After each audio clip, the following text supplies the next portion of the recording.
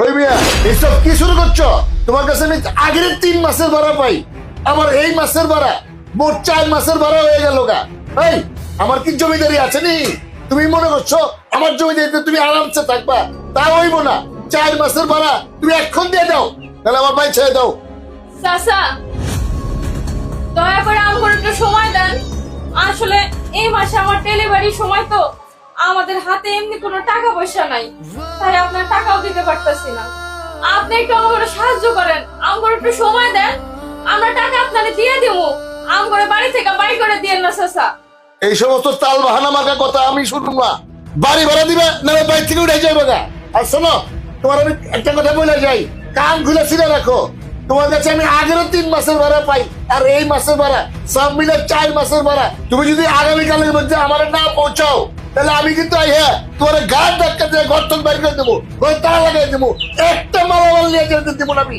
কথাটা মনে রাখো।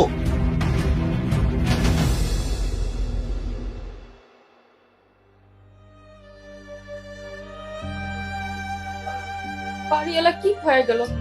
আমার তো খুব ভয় লাগতেছে, যদি সত্যি সত্যি আম করে বাড়ি থেকে বাইর করে দেয়, আমি কি আমার বাচ্চাটা রাস্তায় জন্ম দেব? আমার তো এগুলো ভাবতে শরীর এত কেমন কাঁপতেছে। কথা কও না কেন তুমি? আরে তুমি এসব কি কইতেছো? হ্যাঁ, মাথা ঠিক আছে তোমার? এইসব অলক্ষণী কথা কইতে হয় না।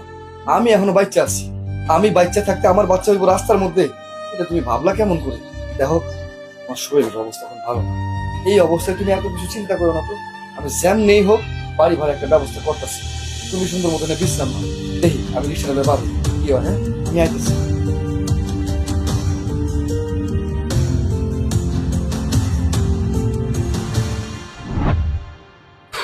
ধুর, গাড়িটা নষ্ট হওয়ার টাইম পেল না। রিক্সা